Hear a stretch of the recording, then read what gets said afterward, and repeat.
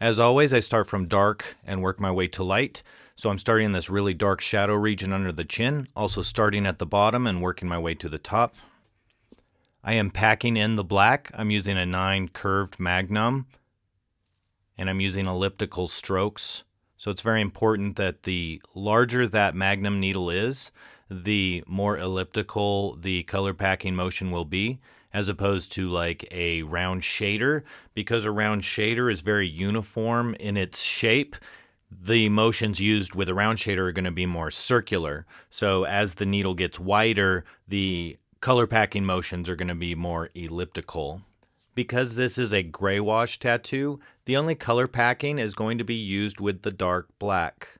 Any of the gray wash inks will not be using color packing technique. Color packing with gray wash will only create very splotchy, non-uniform results.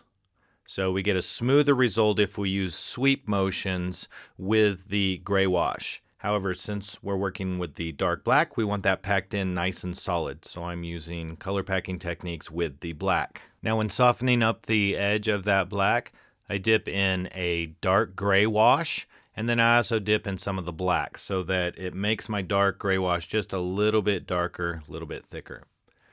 And then I'm sweeping now because I'm no longer using straight black. So you'll want to sweep along that boundary edge. It will take a few passes to build up the value.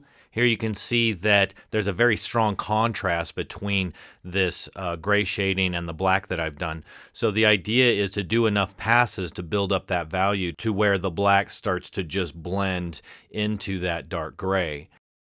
Cross hatching is also very useful to help break up the uniformity of the needle marks. Now you don't want to do too many passes because you'll end up damaging the skin. So it's very important to control your hand speed. The faster your hand speed, the further apart your needle marks will be, which means you'll have to go over it a few more times. So it's better to slow your hand speed down and control the spacing between those needle marks. That way you don't have to do as many passes. Using the bug pin needles, using a softer hitting machine, all these things will help contribute to allowing you to have a few more passes at your disposal. To go up in value, I dip in a lighter shade of gray. It's rare that I rinse my needle while I'm working in gray wash. Usually the only time I'll rinse is if I've dipped in black, if I've got black ink on my needle and I need to use some lighter shades of gray wash, then I will rinse my needle. But for the most part, I will simply dip between ink caps to control my value. When working with wider needles such as magnums, it's better to color pack in columns and stack them next to each other as opposed to color packing sideways. When you color pack sideways, you do a lot more damage to the skin because the needle is so much wider. So this is very important to help reduce damage to your client. So here I'm working on the dark black underneath the lower lip. So my process is to work from dark to light. I start in an area and I do the entire area to completion from dark to light. Then I move to a new area and start over again. Start from dark and work to light. Sometimes you will have to jump around a little bit. In some scenarios, if the stencil is starting to go away in a certain area, it's best to go over to that area and work that area to completion, or at least get in the foundation, such as the darkest values, and then that way you won't need the stencil anymore. In portraits, I use my liner needles sparingly. Here I'm not using a liner needle, I'm actually using a magnum needle, and I'm using it sideways to help create the hard edge between the upper lip and the lower lip. So I'm still using black. I haven't gone into my gray wash inks yet, and I'm just working that edge very methodically. And then when I get into those corners, I kind of sweep out of them a little bit so that the edge is kind of soft. So that sets me up to where when I go to my gray washes, I can just sweep over those and they'll blend a little better. Notice here I'm whipping off of that edge I just did. And when you whip off an edge, you're actually putting your needle in and then whipping out of the skin. And that helps create a nice soft edge.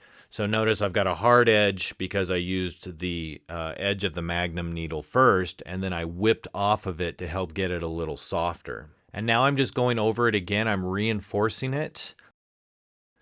And then I switched to a 7 round shader, and that way I can get in tighter under the nose there and get that dark shadow region. Again, I didn't line it because it's not a real hard edge right through there. I don't want a clear distinction through there.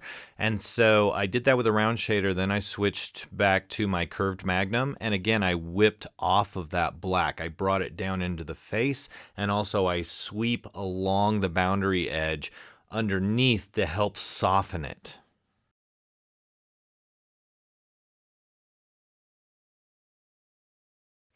So now I'm going to move up in value. I've dipped in my dark gray and my black again, and I'm going to start coming off that black and creating the darker regions that I see in the upper lip.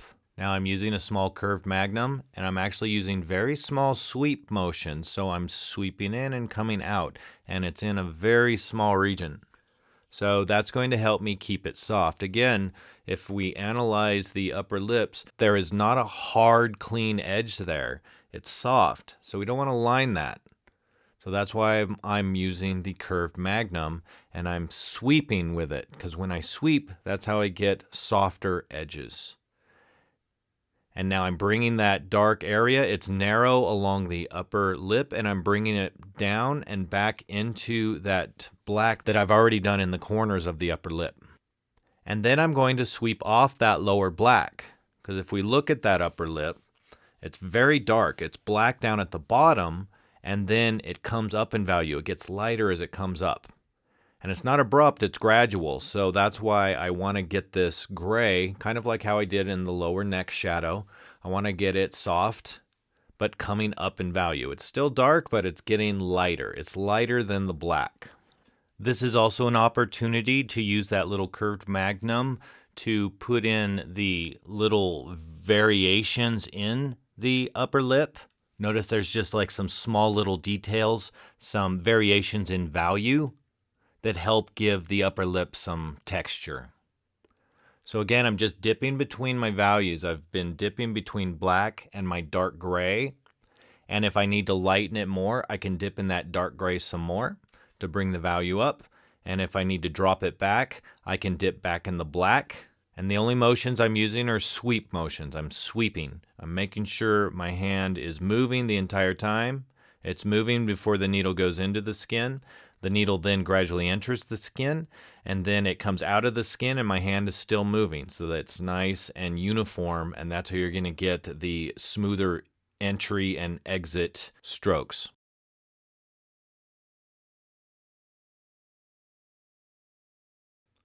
Now, if we analyze the mustache, we can see down at the corners, it's much darker and much fuller. And then as it goes up towards the nose, it starts to kind of break apart, gets a little more textured. There's a little bit more variation, and it's more noticeable on the right side than the left. The left side is much darker. However, I do see a little bit of variation in the value, and rather than just having one solid black blob in this area, I've opted to try and replicate the variation that I see in the reference photo. Analyzing the chin from the reference photo, we can see that the chin also does not have a hard, clean edge, so I'm not going to line that either. It almost looks like it's starting to come out of the darkness, out of the shadow, and roll up into light. So I'm going to sweep along that edge of that black just to make it softer with a dark gray. Same technique I used for the shadow down on the neck and also for the upper lip. So coming off that black around that chin is more of a soft dark gray sweep across that boundary edge. And I'm also paying attention to the dark gray over on the right side of the face where the chin starts to connect into the cheek, and a little bit of that jowl right there by that lower lip. Notice it's just a dark region right through there. So I want to try and build that up. And so I'm starting with the same recipe as before. I used my dark gray and I dipped in the black so that it's a little bit darker than my darkest gray gray wash. And I'm sweeping through this region from one side to the other in as few strokes as possible. The fewer strokes you use, the smoother it'll be. And then I'm also cross-hatching to help hide the uniformity of the needle strokes. And as always, when I'm done with my darker values, I then switch to my medium values and build off of what I've just done, and that helps smooth it out. Instead of going from dark to light abruptly, you need that medium value in between the two to give you a nice, smooth, gradual transition and make it look more lifelike and more realistic. And as always, use the reference image to guide your decisions. Notice my sweep strokes. My hand speed is not very fast. I'm very methodical. I'm trying to keep my needle marks closer together. And notice how just a few passes through there, I'm able to build up a nice, smooth, dark value. And I'm going to bring that down and start to connect it into the chin. And as always, the secret is the sweep. It's all about the sweep. You know, and the sweep is just like the word describes. It's like using a broom. It starts off of the surface and it sweeps in. It comes in, it hits the surface, and because it's a tattoo needle, the needles will gradually enter the skin as it sweeps through. And you can carry that through for a while and then come out of the skin. And that's how you get the smoother edges. It's also very important to make sure you don't go too deep with your magnum needles when you're sweeping, because you really want to utilize the outside edges. You know, the needles on the outside edge are recessed. They're not sticking out as far as the other needles. So you don't want those going into the skin very deep. Otherwise, what's going to happen is you're not going to have a soft edge on either side of your stroke. So sometimes we have the tendency to want to go deeper when we do a pass and we see, oh, it's not dark enough. So the tendency is to want to go deeper, and you don't want to go deeper. You just want to hit it a few more times at the same depth, and that's going to build up the value. I'm going to speed up the process now. Hopefully this will be a little easier to see. I've got my darks in down in the lower jaw area, and I'm starting to come up and bring up the value. So I worked in that really strong boundary edge along the cheekbone and down to the mouth. And notice how I'm trying to keep everything soft, and my secret for that is just the sweep stroke. And then also, as the needle marks get a little too uniform, they're all going in the same direction, I'll break that up with some cross hatching. Again, sweeping in and coming out of the skin, not going too deep, watching my hand speed, not going too fast. And I'll repeat this process throughout the entire tattoo. This is the process. And to make all this work, you have to be able to analyze your reference photo, and you have to be able to put your values in the right spots. That's where value studies can come in very handy if you're struggling with getting your values in the right spot. Go through and simplify your reference photo. Create a basic stencil that separates everything into 5 different values, going from dark to light. And you can even number these values. It can be like a paint by number type thing. This is only for your reference. This is to help you to be able to see these values and get them in the right spot. And so just simplifying, giving yourself just 5 values, this can help you to start seeing your values more correctly. So continuing on with this portrait, again, I've gone back to my dark values because I'm in a new region. So I'm focusing on the eyebrows and the bridge of the nose as it starts to come around the eyes. The eyebrows are a lot darker. Again, I'm still using my Magnum, a little bit of variation in the texture. And then here I've switched to a round shader and a liner needle to really get these dark areas around the eyes. Now this is the one place where I'm going to use my liner because I really want these eyes to stand out. Looking at the reference photo, the edges of these eyes are very sharp and very clear. So I'm only going to use my liner needle in this area, and that's really going to help these eyes really stand out. Now notice in the crease on the upper eyelid, I've lined that, and now I've gone in with a Magnum needle, and again I'm whipping off of that line, so that way it's hard on the bottom, it's a hard and sharp edge on the bottom, and it's a little softer on top. By simply whipping off of that, I'm creating the illusion that it has a form. You'll see I work under the eyelids, again starting with the darkest area of that lower eyelid first. It's not as dark as the other regions I've done, so I'm starting to go up in value a little bit. And I'm using this same value in other areas around the face where that I see are similar. So trying to build up that side of the cheek and bring it into the other work that I've already done. In between the eyebrows, the brow right through there is a little darker. Up above that eyebrow on the forehead is a little darker. So I'm trying to get all my dark regions in now.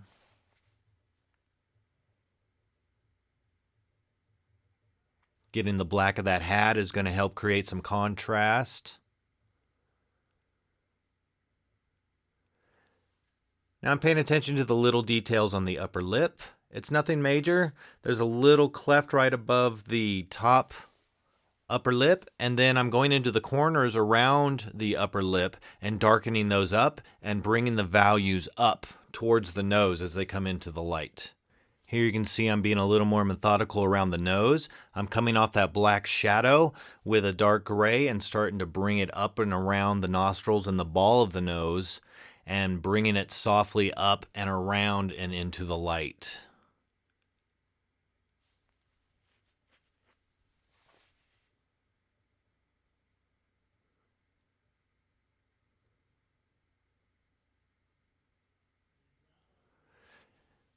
Now I've moved up in value even more. So I've got some areas that are even lighter that I probably could have left just the skin tone or the background color, but I feel it's important sometimes to get that next value in, even if it's a light value, because it helps bring those darker values to completion. You know, going from dark to medium to light. It gives the artwork a better sense of realism. And I'm trying to make sure that there are no strong contrasty value separations, meaning where the dark turns into the light. If it's supposed to be abrupt, a very strong, fast transition from dark to light, that's fine. But I'm looking through my artwork and making sure that I don't have any that should be smoother, because nothing draws your attention more than when you have a dark value that suddenly turns into a light value, and there should be an intermediary value between them. Notice on the forehead there's some little fluctuations of value.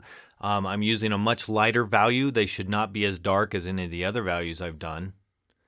And I'm just going around and tidying things up. Bringing my medium values into lighter values. And now notice I'm using a liner needle, some smaller needles around the eyelids to get those lower eyelashes. And I can see some little thin lines that help define the eyes. So I did use a little liner needle there. However, I didn't use straight black. It's very important to pay attention to those lines and make sure, is it black or is it more of a gray? Because black's going to stand out too much. If it's more of a gray, then you want to use a gray. I also use a magnum needle with some soft gray to wash in some of the shadows on the whites of the eyes, just so the whites of the eyes don't look flat. Now I'm working in some black on the hat, the brim of the hat, and I'm leaving a section open, and then I kind of raked through to create that texture of the brim. And then I just switched to my grays, mixed with some black, and started softening those edges. Using that same mixture on the other side to get the dark areas of the ear roughed in. And as always, sweeping, sweeping, sweeping. It's all sweep strokes. Never stop sweeping, except when you're color packing. So this black right here, I'm color packing with a round shader, and then I switch to my Magnum and start filling it in, packing, and then I'll actually switch to the sweep stroke around the black to soften the edge. Now here I'm lining around the strap of the hat, and then I go back to packing the black, and then I've opted to come off the black with more of a gray, just to create some variation in the hat. So it's just not a solid black. It just creates a little bit more visual interest. And also analyzing the reference photo, I can see that it's not completely black. So that's all I'm going to do on this piece for now. Hopefully you have learned something from this. Hopefully the techniques are making sense, and hopefully you can implement these techniques into your own artwork.